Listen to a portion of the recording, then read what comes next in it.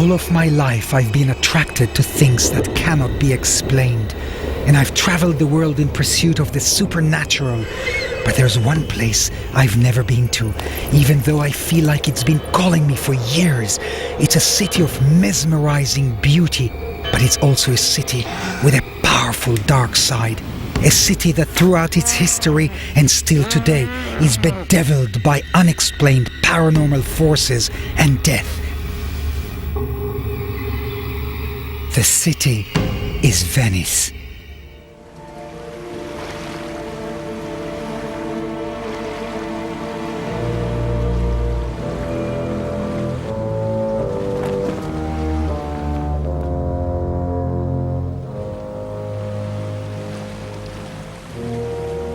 For 30 years I have been involved with the world of the paranormal, and I'm a strong believer in life after death.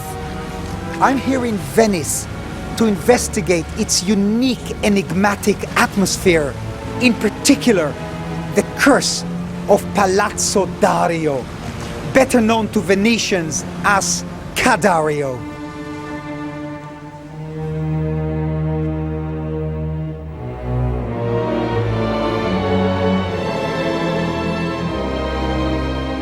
I have to find out for myself why this city has so many chilling tales to tell, and above all else, I have to try to solve what, for me, is one of the world's greatest mysteries, the curse of Cadario. Cadario is a sumptuous palace on the Grand Canal that should be one of the most desirable places in the world to live.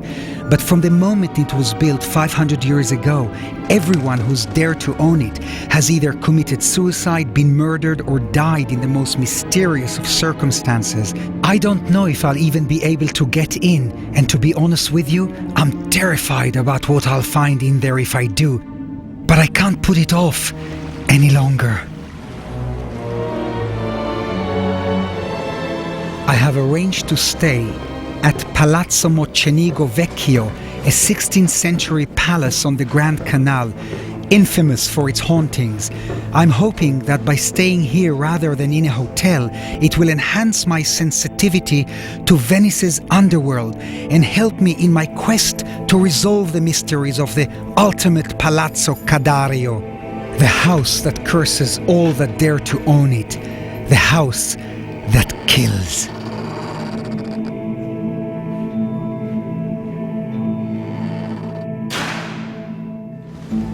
This place is huge and empty.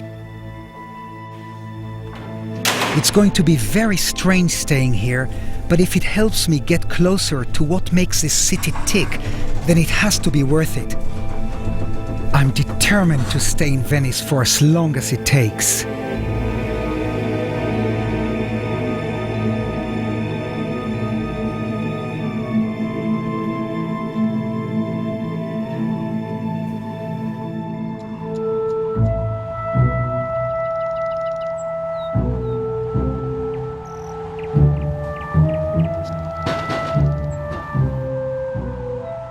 I've arrived today in Venice, and I'm pretty tired.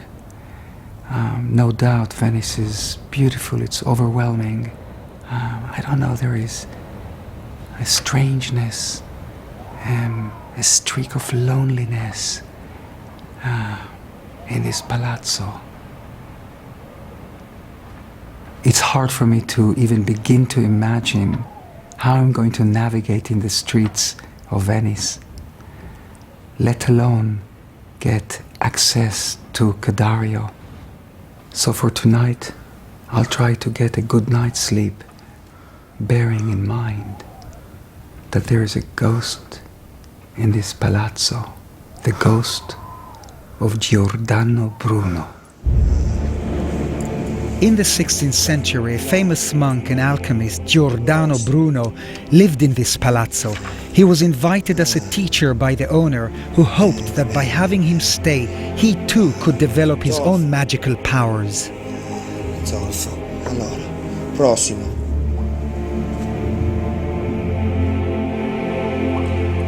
But months went by, and the owner of the palazzo felt disappointed that he hadn't learned more from the alchemist. Out of spite, he reported him to the Venetian authorities and he was arrested for practicing witchcraft.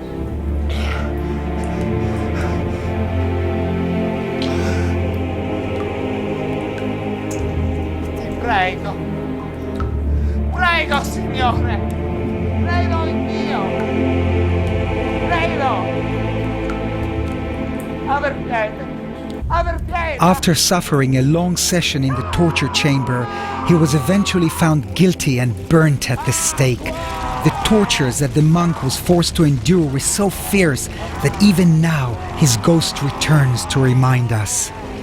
This ghost suggests to those he haunts that it is water that could have saved him from the unjust burning 4 centuries ago.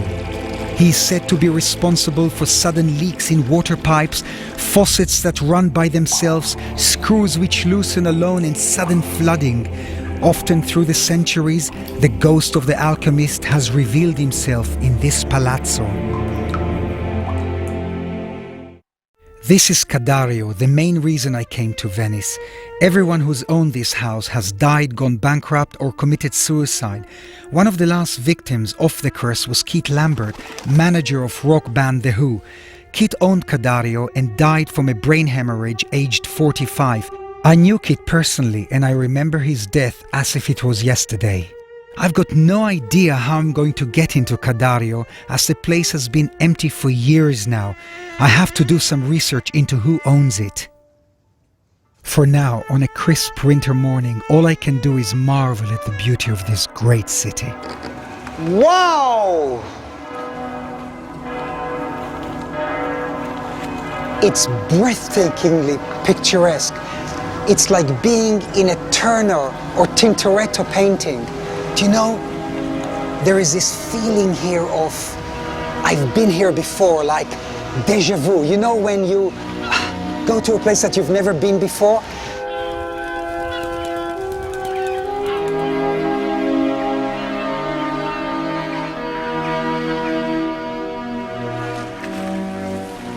This is incredible.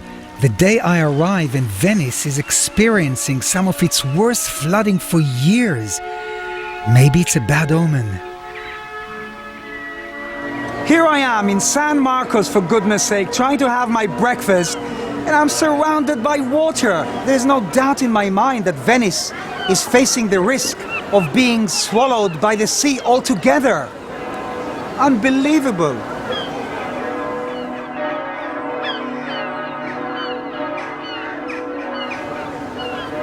Not a bad breakfast at all, but I've got to move on. There are too many tourists around.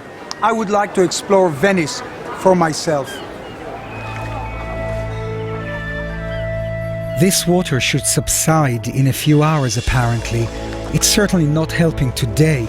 An obstacle that has been thrown in my path to test me maybe?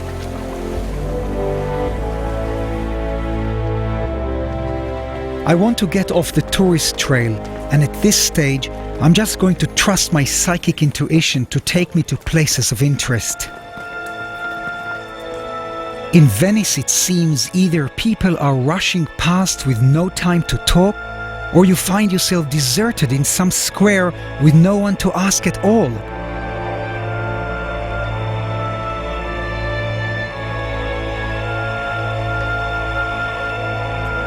And now I'm spending more time going backwards rather than forwards.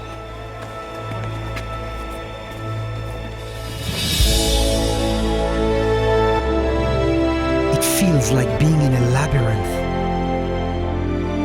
If I can just start talking to some Venetians about Cadario, this city might begin to open up to me. The famous personage in Italy, Gardini, killed himself for and another of the proprietary death in Cadario. So everybody who has the house, who bought the house and lived there, died. Yeah. My top priority is to find out who owns Cadario, the house that kills. But for now, I'm looking for another haunted palazzo that a waiter told me about last night. I don't think I will be able to go into the building, but just to witness the atmosphere of these legendary houses gives me insight into this city's dark side, away from the buzz of the tourist trails. This is Palazzo Mastelli, also known as Del Camello, which means a camel. This palazzo belonged to a trading family who traded between Venice and the Far East. I managed to sneak into the courtyard of Palazzo Camello. What an incredible courtyard this is. This is the inner court of the palazzo. It's lavishly stuccoed with souvenirs and fragments of loot. If you look around, columns are built soaring into the structure. Wellheads, grills, and irrelevant arches are everywhere. It's like a magpie nest of a house. I've never seen anything like it. Its magical and mystical properties give me the feeling that rituals were performed here and there was a spell cast on this palazzo. In the 18th century, a strange event took place in this palazzo. For several evenings in a row, at the same hour, all 5 bells in the room rang at the same time of their own accord. Everyone was terrified and very confused. Even a blessing on the house by the local priest didn't stop the bells ringing. Eventually, an exorcist was called and managed to rid the house of the presumed evil spirits, or so it was thought. Still today, at times ghostly voices and music ring from the palazzo, and the mystery has never been solved. I'm in Venice above all to try to solve the curse of Cadario, the house that kills. I've heard that apparently Cadario is owned by a family called the Gardinis. I have to make some calls and see if I can speak to them directly, but I don't think they live in Venice. Hi. How are you? Do you speak English? You know, I speak English. Hi, how are you? And I wanted to ask you that I'm going to Cadario. Do you believe that this Cadario is mysterious? Mysterious. Yes, mysterious. Why? Why?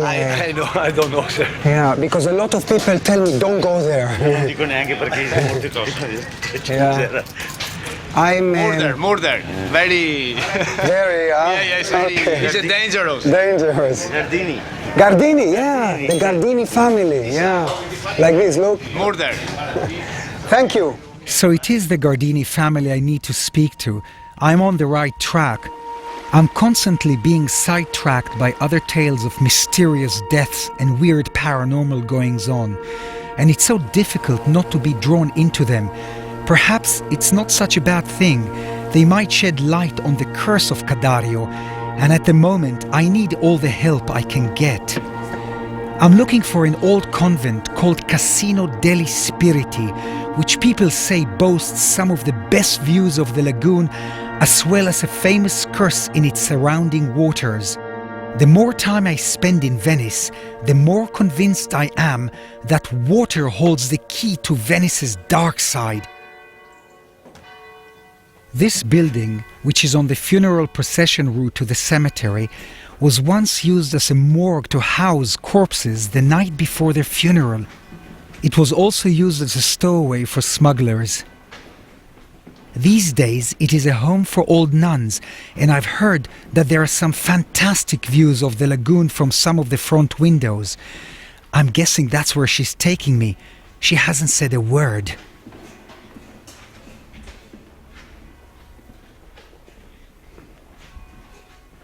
I don't feel like I can ask her anything. It's like my whole quest with Cadario.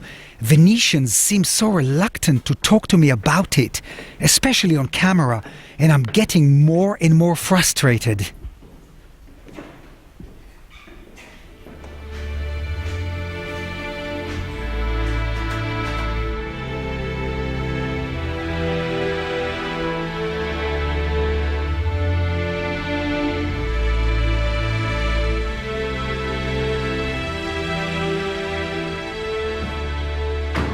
This is incredible. I've been led to this balcony by a nun, and I really sense something here. Something occurred in these waters. Maybe because this is the last place in Venice, the final stop. There's nothing from here on, just waters. It's true, there are some fantastic views of the lagoon from this convent. But these beautiful waters are full of stories of death and despair. Apparently, fishermen refuse to come near here for fear of being cursed. Stories abound about what has happened here, like the mysterious disappearance of Teresa Sandon. On a foggy evening last century, 2 boats set sail from Venice to Burano. The captain of the larger Vaporetto boat was in 2 minds whether to sail as the visibility was 0. He battled through the elements because his passengers were eager to get home after a long day's work. The other boat was manned by 2 gondoliers who were having an equally difficult time making their way home through the fog. After passing the cemetery, the Vaporetto captain changed his mind about proceeding in the fog and began to maneuver the boat slowly backwards. But the gondoliers were just behind him, and by the time the captain realized, it was too late. The gondola was split in 2 and sank. 4 people managed to survive by being pulled up onto the Vaporetto, but the other passengers, all women, disappeared within seconds. Despite the heavy fog, the rescue mission began straight away and continued through the night.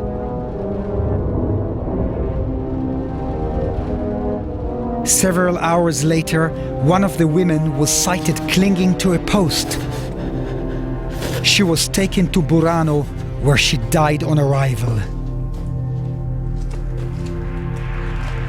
2 bodies were found the next morning in the stern of the gondola. However, there was no trace of 2 other passengers, a little girl, Giuseppina Caramello, and Teresa Sandon, both swallowed by the waters. Sometime later, after the boats collided, Teresa Sandon appeared to her sister in a dream, saying, Prega per me e per la mia anima, perché il mio corpo è ancora imprigionato. "Pray for me, for my soul, because my body is still imprisoned. But if you pray, it will be freed from the bindings that hold it to the bottom of the canal, and I can rest in blessed ground."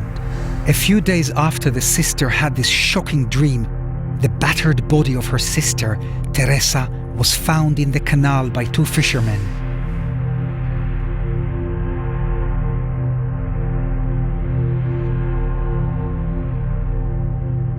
The little girl, Giuseppina Caramello, was never found. Her bones still rest at the bottom of the lagoon, but her spirit has found peace in a floating coffin lit by candles, seen on foggy nights, warning ships of the dangers of the lagoon. Coming up, Uri stumbles across ghosts, plagued islands and butchered children as he gets closer to solving the mystery of Cadario. Has he bitten off more than he can chew?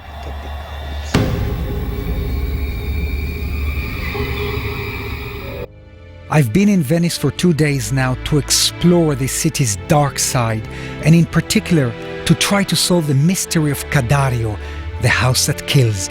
Cadario is apparently owned by a family called the Gardinis, but they're not returning my calls. With a house for sale, they hardly want anyone drawing attention to the fact that it might be cursed. You know, there is actually something called Venice syndrome. Psychologists have recognized a pattern of people coming to Venice to commit suicide. I guess if you're going to die, you might as well die somewhere beautiful. But there is an otherworldly feeling about this place that lurks in every alley, crevice and waterway. I believe in life after death, and I feel that this city is full of restless souls.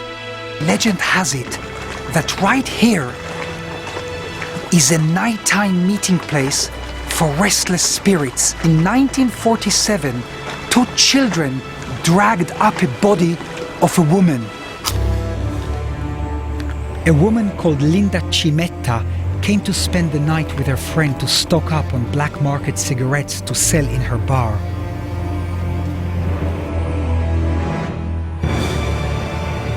Linda often came to Venice to meet with undesirables in order to pick up contraband. She wasn't liked among Venetians. She had weathered a lot of things over the years, and this could be read on her face. She was seldom seen smiling or even being commonly courteous to people she met. Dove cazzo sei stato? Zitta, bambola. Bambolacchi.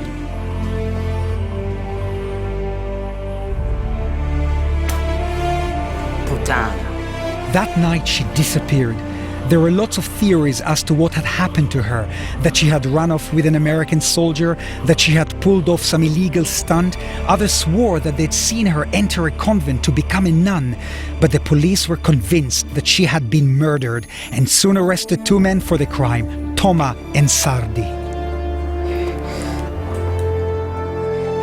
Confessate! Vi giuro! Sono innocente, capo! Non la conosco! Sì, ho buttato la valigia! Ne pensavo che c'era! L'avevo rubato dentro! It transpired that Linda had been killed with a blow to the neck. Perhaps they offered her a deal on contraband cigarettes that she couldn't refuse. After the blow to the neck, they sawed her tendons and muscles so they could fit her into a trunk. Sardi, one of the accused men, always denied the killing. Not long after, the trunk was recovered by some boys who were diving and swimming in the canal. The boys opened up the trunk to find it full of crabs and squid. At that time in Venice, food was hard to come by, so the boys looted as much of the fish as they could carry, but did not bother to look further into the trunk. It emerged that underneath, there were also the remains of Linda Cimetta. To this day, Venetians avoid fishing for squid in this part of the lagoon. They say the squid have the eyes of a woman, and that Linda Cimetta's restless soul stares through at them. Her killers came to no better end. Toma attempted to escape from prison in a little rowing boat and disappeared into the merciless sea. Sardi, after leaving the asylum for the criminally insane, was seen chanting in the streets of Venice, "I'm innocent."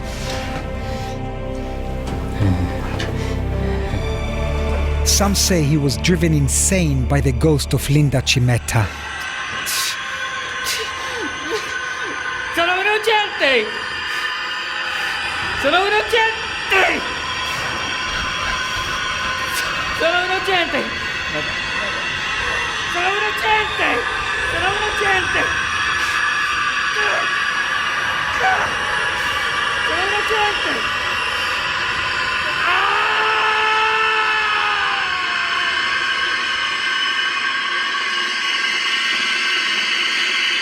Some of these stories I'm coming across are really quite gruesome.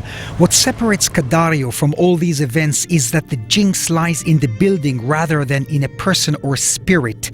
The curse has lived on through 13 different ownerships, inciting death, suicide, or bankruptcy in each case. There are stories that the devil himself lives within its walls. Now the palace, originally one of the most valuable pieces of real estate in Venice, lies empty. The curse is common knowledge here, and no one will buy into it. Everything is shut up for the night. I keep hearing people closing the shutters and doors. It feels like I'm being shut out, or when someone won't let you into a secret.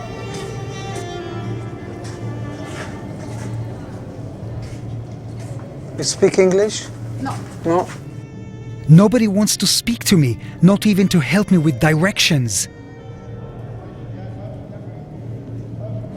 Tomorrow morning, I'll call the owners of Cadario again, but I'm not confident that the Gardini family are going to get back to me.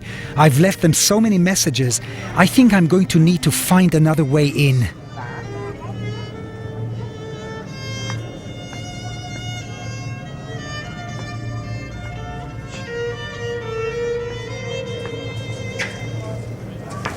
Hello. At least I'm finding out about other stories, and the gondolier I was with earlier told me about one of the most gruesome tales in Venice's history, the true story of Biagio Carnio. I warn you, this is not a story for the faint-hearted.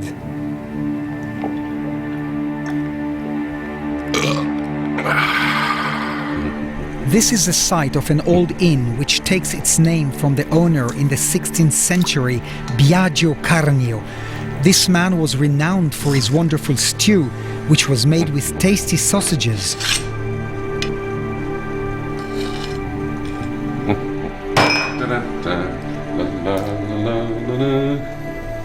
No one could understand where he got the meat from, as food was scarce at that time.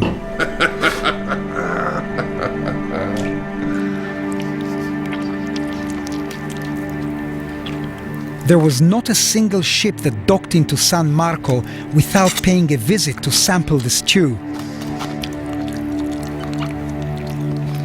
There was one customer called Antonio who visited the inn regularly for a helping of carnio stew. But one day, while tucking into a bowlful, he came across a piece of meat that he could not chew. At first he thought it to be a bone or gristle, but on closer inspection, it turned out to be a child's finger. Horrified by his discovery, he managed to pick up the finger and wrap it in a napkin before fleeing the inn for help. The police searched high and low for Carnio's secret source of sausage meat. They uncovered a trapdoor to a storeroom packed with limbs of children and tiny organs with which he had been preparing his food. The sausages that everyone had found to be so flavorsome were in fact made with small Venetian children. He was dragged from the prison to his shop.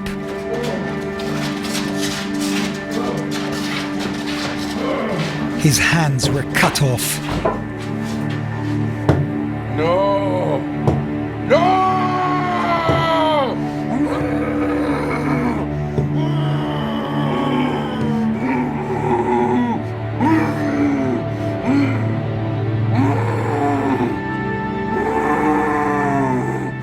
Then he was taken to San Marco, where he was decapitated, and his body was cut into quarters as he had done to the children. He was then hung up in 4 points of the city. Ever since then, Venetians have always called the place of his inn Riva di Biagio. Can you imagine Biagio's body was cut into quarters as he had done to the children? Then his quartered body was skewered on lances, exposed for all to see. Where I'm sitting now, on the Ponte dei Squartai, is where one of these skewering points would have been, and the bridge was built to signify its existence.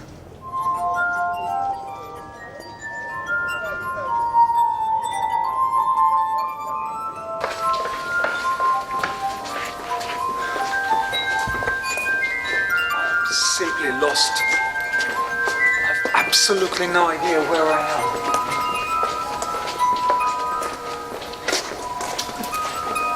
There's no one even to ask.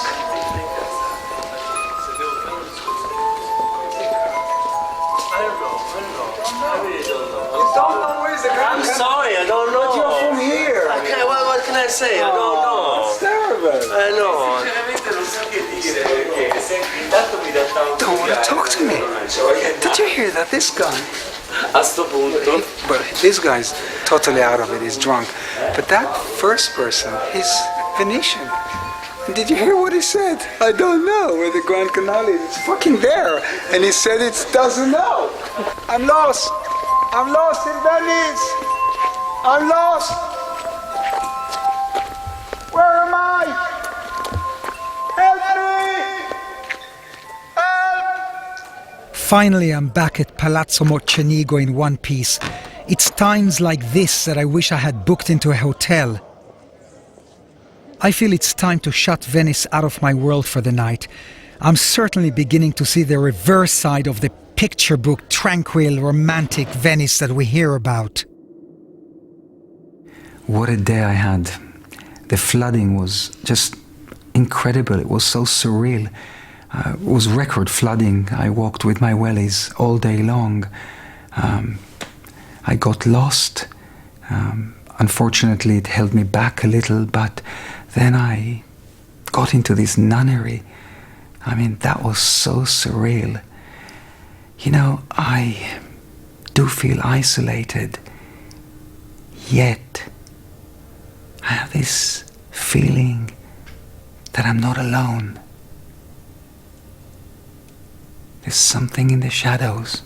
It's just a gut feeling I have. I haven't heard back from the family who own Cadario, the Gardinis, so I've decided to change tack. If the Gardinis are trying to sell the house, perhaps I can track down some sort of estate agent who represents the place. Also, the boat driver gave me the name of a builder who he thinks has done some work at Cadario. If this man's worked there recently, he must know how to get in. Excuse me? Yes? Somebody told me that you do some building work at Cadario. I think the reason it's so difficult to get near Cadario is that the family who own it don't want to draw any more attention to the curse. The property remains unsold. Even big international buyers like Woody Allen were supposedly scared off by the curse. I'll have to find the estate agent who represented Cadario and see where that takes me. Venice is built within a network of 117 islands. Today I'm going to 3 of these islands that have been used throughout history to house those suffering from disease and sickness, including the plague. I'm going to call them the Plague Islands. It's such a strange idea, farming out the sick to other islands, perhaps to preserve the serene facade of Venice. I think these islands might well be an important key into my understanding of this city. Excuse me, yes? This is army? Yes, sir. Ah, fantastic.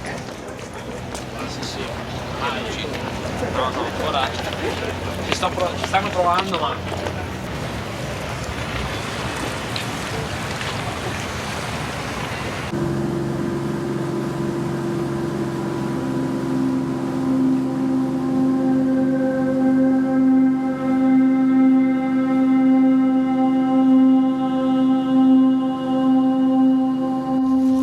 Thank you. This is my first port of call on my visit to the Plague Islands. My instincts tell me that these islands will provide some useful background to Venice's past as a meeting place between East and West and the disease and death that came with it.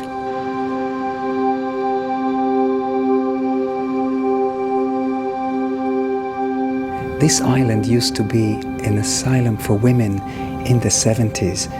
Quite frankly, I thought all the islands were abandoned, and I'm very surprised at the level of sophistication here.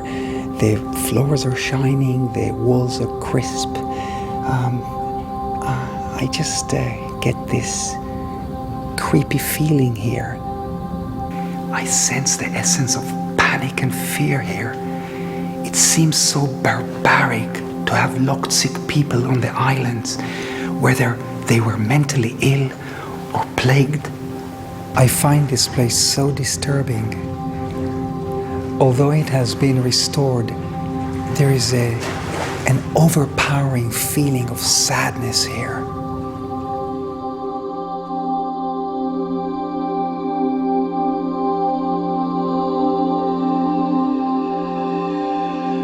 When this old asylum building was undergoing restoration work in the 1980s, a workman that was staying there was terrorized one night by the image of an ex-inmate. He swears that he saw a woman crying in the corner of his room.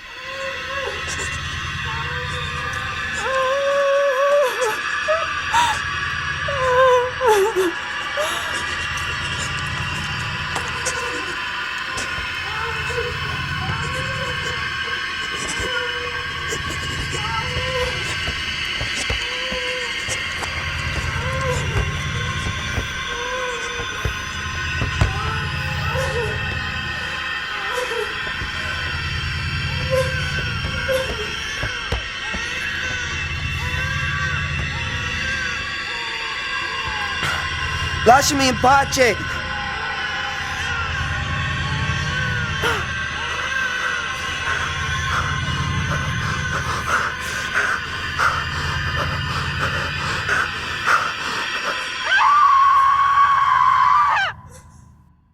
He has never regained his sanity.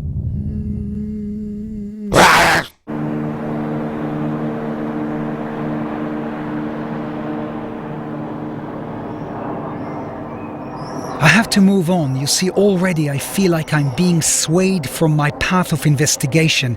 Maybe the next island will hold more answers. This island became a quarantine post for ships returning from all over suspected of carrying the plague. You know, the word quarantine actually originates from this island, meaning 40, 40.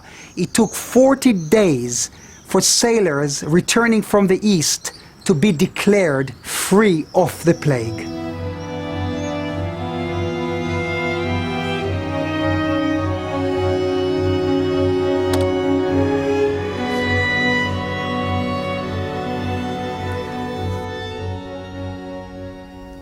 There must have been an Uri Geller in the 15th century.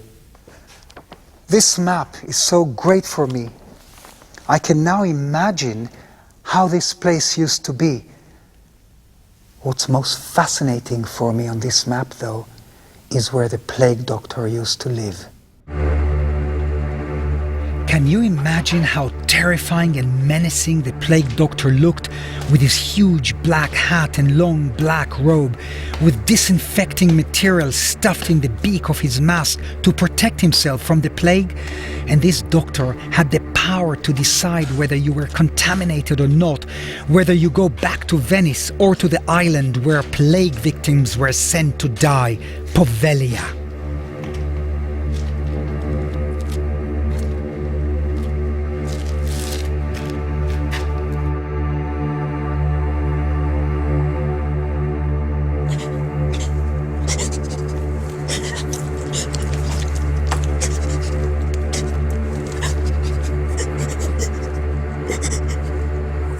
Silenzio! Nome. Chiara Borozzi.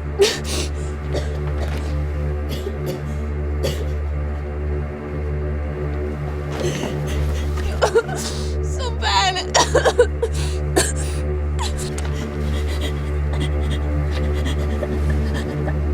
Vi prego, dottore, non ho niente! Credetemi, me la faccio!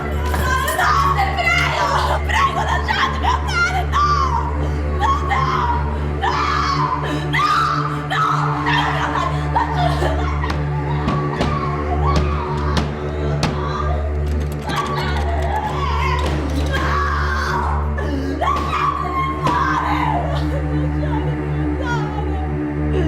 No, ti prego!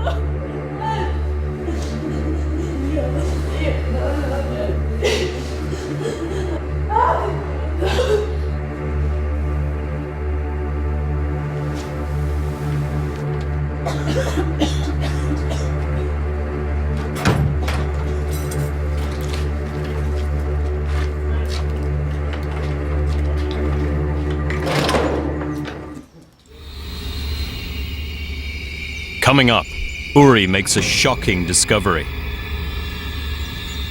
What have I found?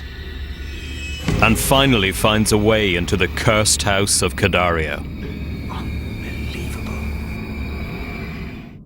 I've been in Venice for a few days now, but still haven't been able to track down the owners of Cadario. And so far, the only person I've actually made contact with about it is a builder who slammed the door in my face. So now I'm going to try to get in touch with the estate agents who represent the house. If they think I might be interested in buying it, surely they'll let me inside. But before I try to find the estate agents, there is one more island I have to see. The most gruesome of all islands. The island where the plague victims were taken to die. Poveglia.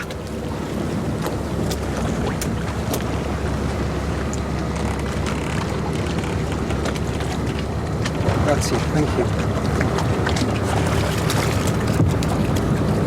Medieval princes used to hold a rose under their noses so that their path would be perfumed when visiting plague-infested places like this used to be. There's a very unusual warning here. Of course, it's written in Latin and it says, "Do not dig here.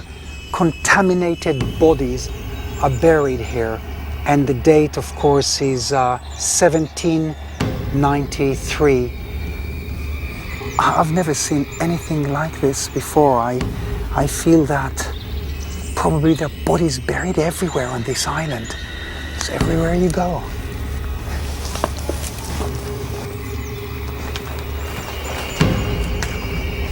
It's incredible how this hospital, which was built in the 19th century, is deserted now. This building came well after the days of the plague on this island, but what's important here is that they built a hospital on grounds where so many plagued victims are buried. It must be unhealthy, sickness on top of sickness. I didn't want to go in here, but I feel compelled to come into this falling apart kitchen. Oh my gosh. Never claimed that I'm a medium, but I tell you what,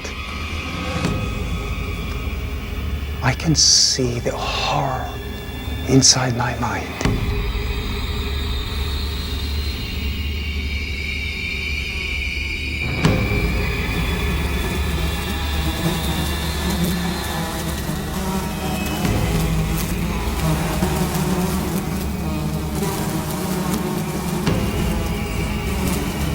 I think the sinister energies I'm feeling in here emanate from the underlying plague devastation beneath these foundations.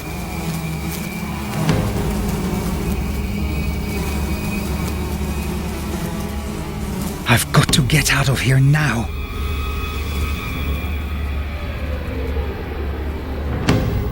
It's just, I'm sweating like crazy.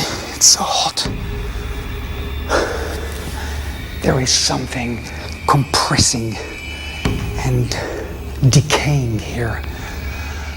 This was apparently the main lobby of the hospital. As you can see, this was the director's office. I just don't feel secure here. There is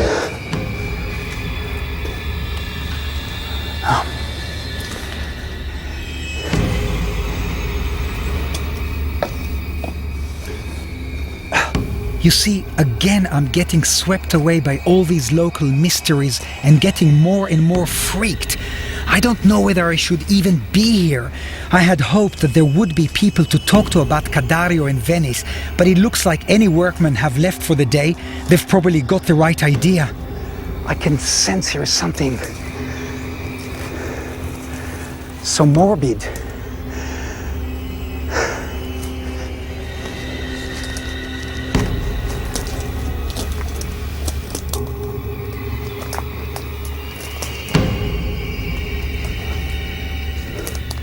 That's right.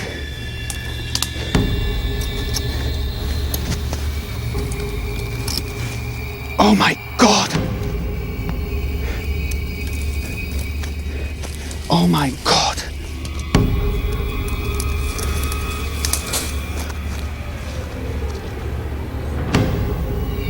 Oh my God. What have I found?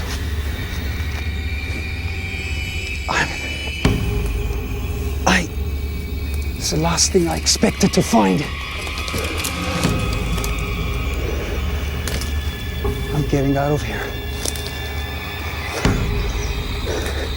You know, this island has seen sickness, bodies, burials for centuries.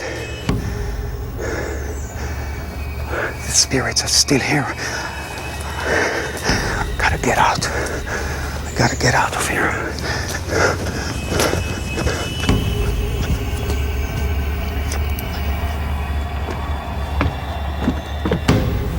I can't believe I actually found a human skull. That island is teeming with discarded human carcasses and restless souls. I feel I've gotten into something that even I didn't bargain for.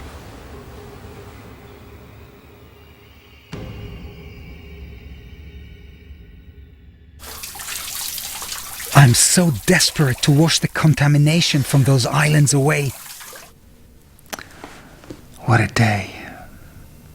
I visited 3 plague islands, and on one of them in Poveglia, I discovered something so horrifying. I actually held a skull of a human being. That is just quite a nasty experience. And knowing that the plague doctor lived on that island, you know, just the image of his face, I simply can't get it out of my mind. It's almost haunting me.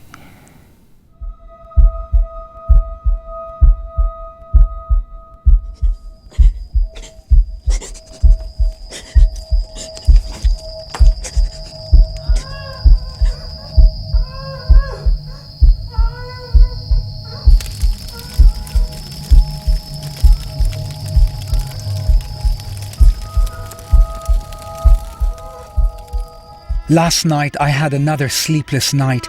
My mind is working overtime, filing through the events of the day, looking for answers to Cadario. This morning I woke up and called a few real estate companies to see if I could track down the agent. I think I've had a breakthrough. A man that used to represent Cadario is willing to meet me later. But before that, I have one last important pilgrimage to make. It's one of those days again. It's totally flooded. This morning I'm going to the cemetery. This is a very special day. It's All Souls Day. This is a day when Italians pay respect to the dead. For Venetians, there is more emphasis on this day, perhaps because they have to cross over the waters to get to the cemetery. I'm going to join them today. Fantastic. Tell me, you know Cadario? Cadario? Yes. Cadario. Cadario. What do you think about Cadario? What you think about Cadario?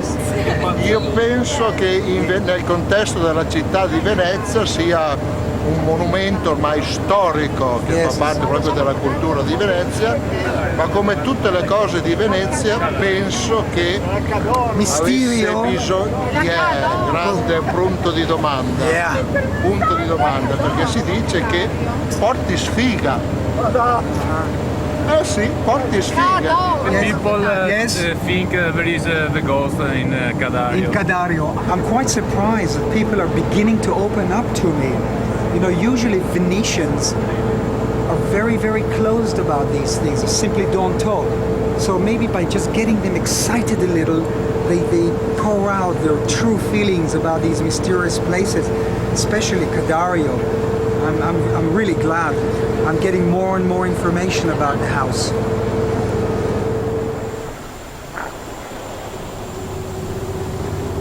We're very close to the cemetery now. It's astonishing that the whole place is built on one island. Cemetery San Michele. There's a little kid behind me who brought some flowers for his granddad, and you could see these expressions, so sad.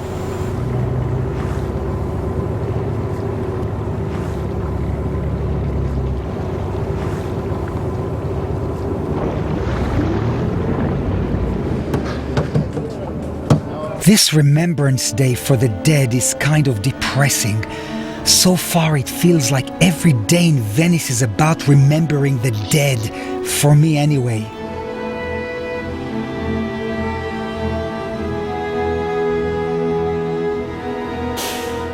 I'm standing in a tomb in this cemetery of San Michele. You know, this cemetery is so small that bodies are allowed to stay here only for 12 years. Then they're dug up and they're shipped elsewhere. Perhaps the fact that they're taken over waters creates this disturbance in the souls of the dead, and the waters become a kind of a purgatory for these disturbed, lost souls.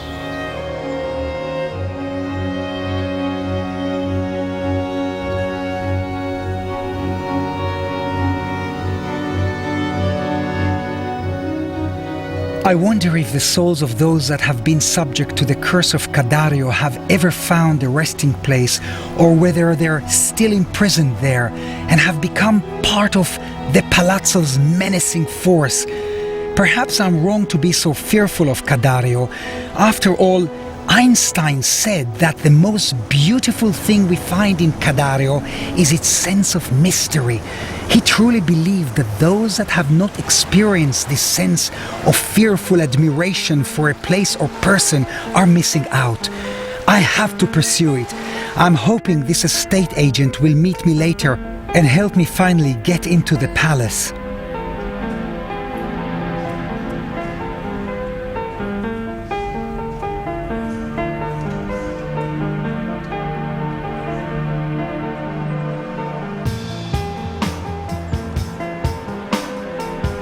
A sea of crosses and so well cared for, it's very moving.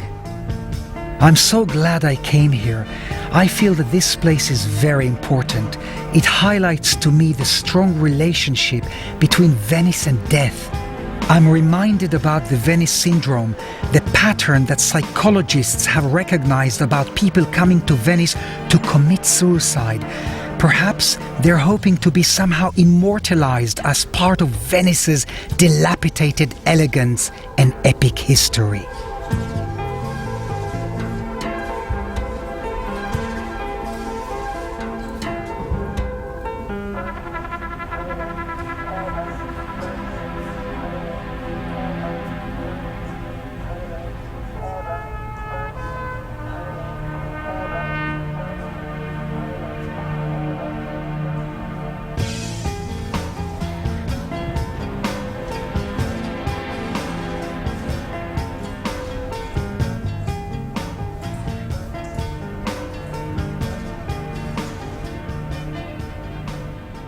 So it's just me and Cadario from here on in, with the Grand Canal between us.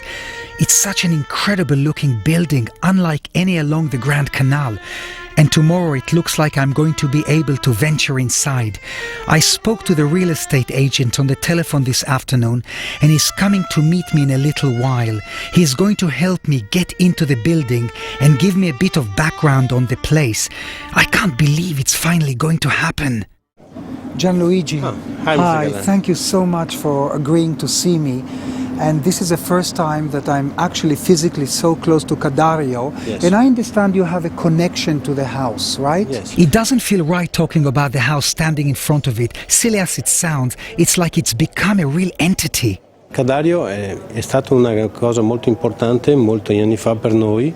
Abbiamo avuto l'occasione di avere in vendita questo palazzo veneziano molto bello. Purtroppo però non è stato possibile fare questa vendita perché è difficile trovare un acquirente che acquisti Cadario per problemi un po' di superstizione. And tell me, Gianluigi, superstition in general concerning Cadario, you think is real? Because I believe in these things.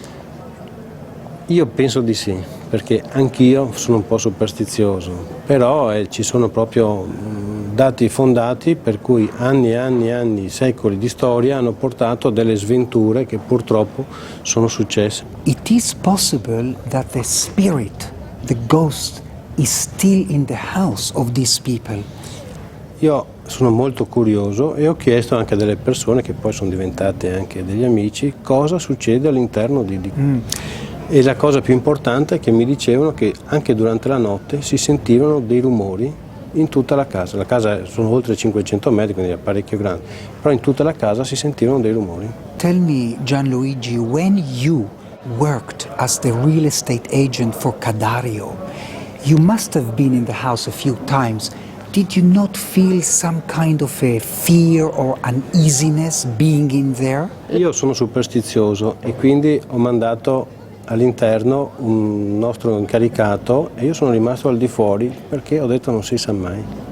Okay. Thank you. Bye bye. Bye.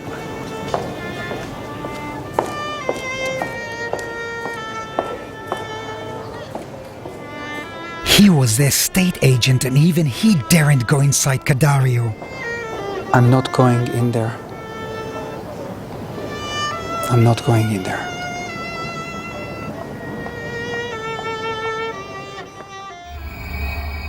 In the last part of Uri's haunted Venice, Uri harnesses all his powers, finally enters a house that kills, and is terrified by what he finds there. I've been in Venice for 4 days now, channeling all my energy into entering and understanding the cursed palace of Cadario. I feel like I have experienced the full spectrum of emotions on the way. I found a way to get into Cadario, and against my better judgment, I'm going there tomorrow.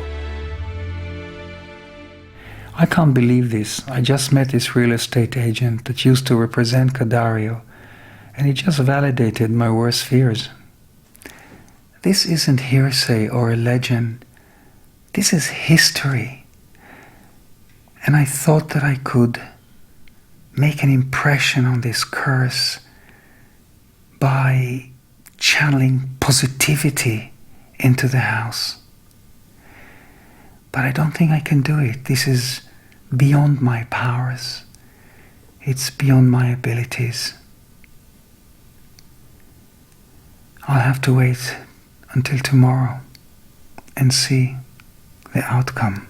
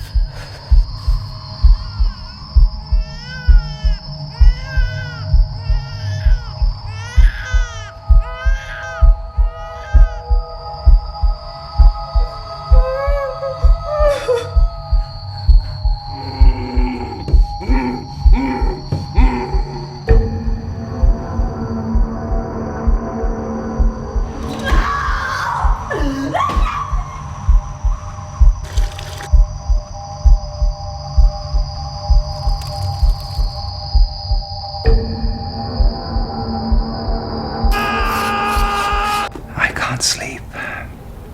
The tappings on the pipes, the noises here. I keep thinking of Giordano Bruno's ghost.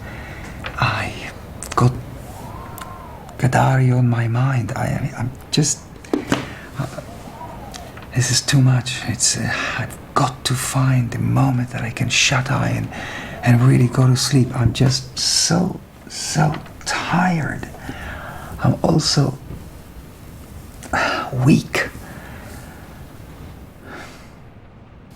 I just can't sleep at all.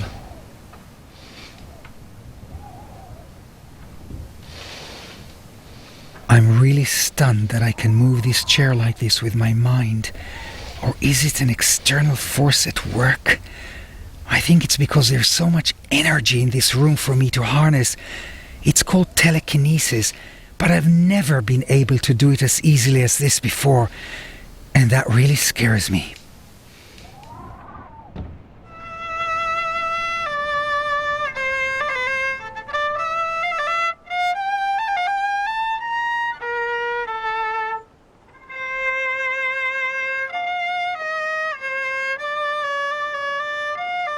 Today I go to the house that kills. I'm praying it won't kill me. I've decided to go there with a positive attitude in hope that it might rub off on the place. As you know, I came to Venice with a particular interest in one beautiful 15th century palazzo looking onto the Grand Canal, Cadario. It has a long history of maledetto.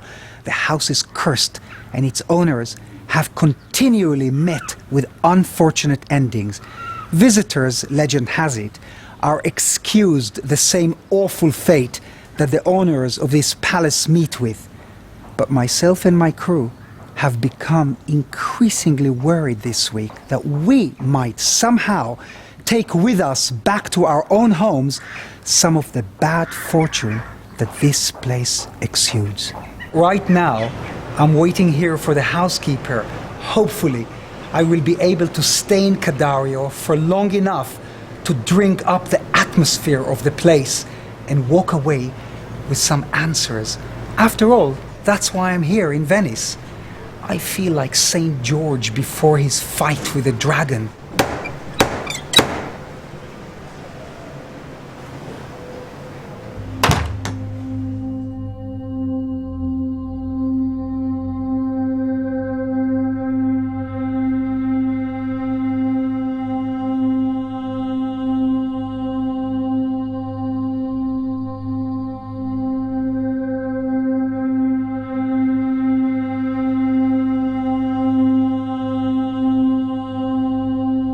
These rooms, halls and staircases have seen some horrific events over the years. Even as recently as the 80s, my friend Kit Lambert, who owned this house, died unexpectedly.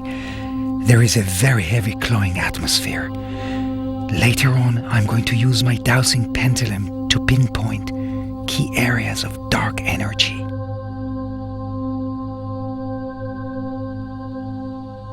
But it seems so empty.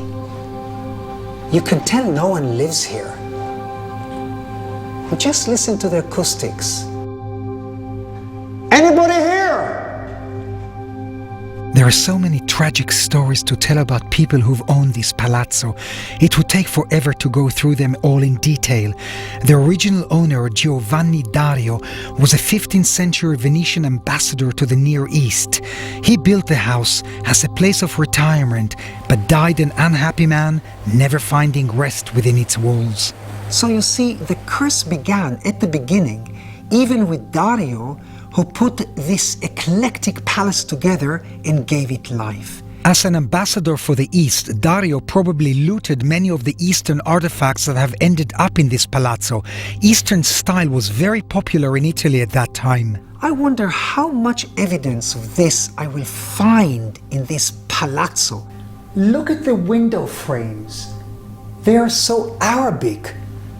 They look like they've been taken out of a mosque.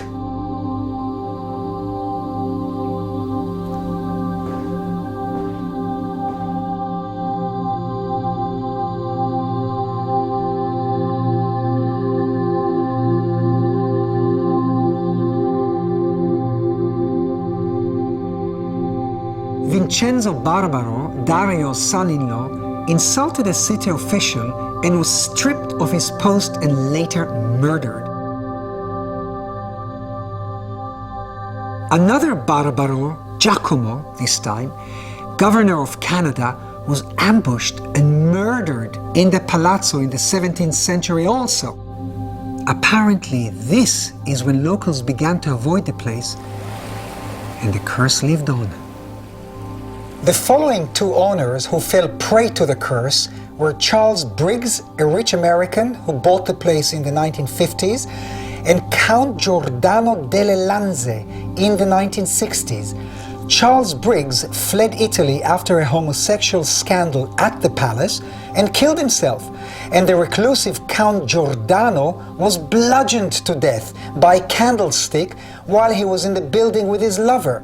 Again, within my lifetime, Kit Lambert, who I knew, manager of rock group The Who, owned Cadario. He complained that he could not cope with the ghostly presence of so many previous victims of the curse in the palace. He ran into some trouble with a drug dealer later on and died of a brain hemorrhage. In being here, I could be acquiring a hex that will come with me when I leave and live on through me. Now, no, I'm not scaring myself now. I must remember that it is only those that own this building that have suffered the curse. So, is Cadario destined to stay empty? As the real estate agent reminded me, this was and should be one of the most priceless pieces of real estate on the Grand Canal. Apparently, there have been several people interested in buying the property in the last few years, including Mario del Monaco, a tenor. He was involved in a serious road accident during a visit to the house. He gave up any thoughts of purchasing Cadario. Allegedly, Woody Allen, the Hollywood director, was also looking into the property, but was deterred by his superstitious wife, when she heard about its history. I don't sense that this place holds ghosts and spirits of old, but more that there is a disharmony in the way it has been put together, in these walls, in its joints and its architectural features that breeds an atmosphere of unrest.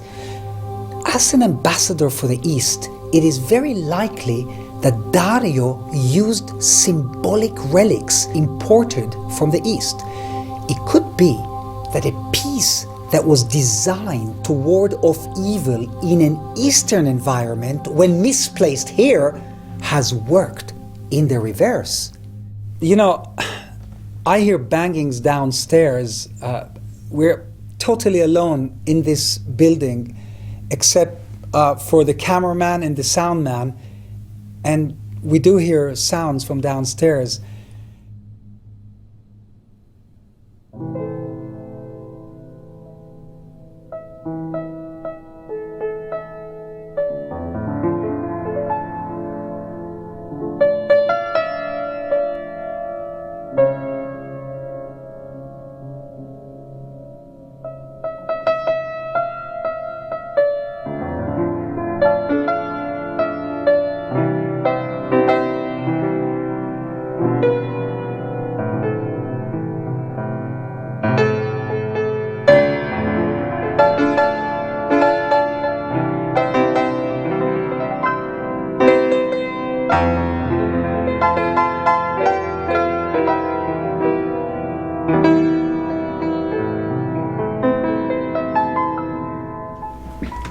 It feels dark in here. I'm going to use my pendulum this time and douse.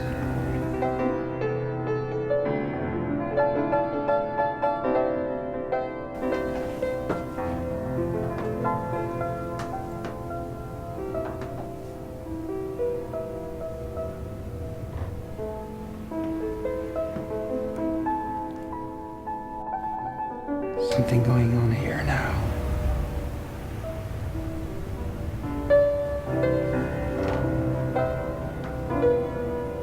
I sense a loss of balance. It's almost like the whole house is leaning forward. This pendulum is picking up powerful energies in the room that cannot be seen. It's drawing me to the fireplace. Something here. Wow. Massive fireplace. There's something in it. Say yes, yes. Gosh, I can't do much. Ah. Wow. Something here.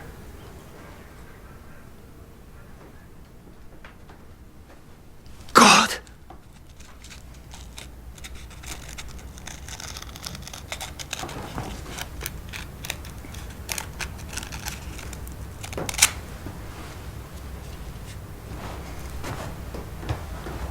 Oh my, can't believe this. It's a picture of a strange mummified corpse. 1941. I really want to break that fireplace apart. I know there is something in there. I can't do that, they won't let me. I put the photograph back into the fireplace. I think the repercussions would be serious if I was to take away anything from this house. I now know that there is something menacing in here, and it's all focused on that fireplace. I'm going to treat finding the photograph as a warning. The feel, the energy I'm getting from these pieces is not like anything I've ever witnessed before. I'm sorry, but I'm going to suggest to the crew we call it a day now. This isn't right. I now have to do some more... Jason, cut. I can't take it anymore. I can't. Stop. Stop filming. Stop. Cut.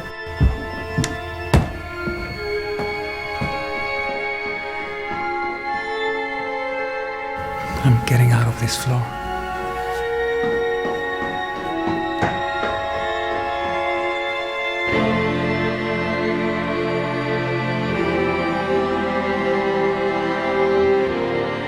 There's evil here. Get the boom out. Come on. Jason, please, I know you want to stay here. get out before something happens to you guys. I'm leaving.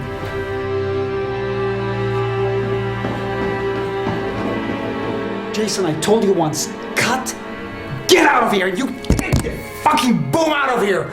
Get out of here.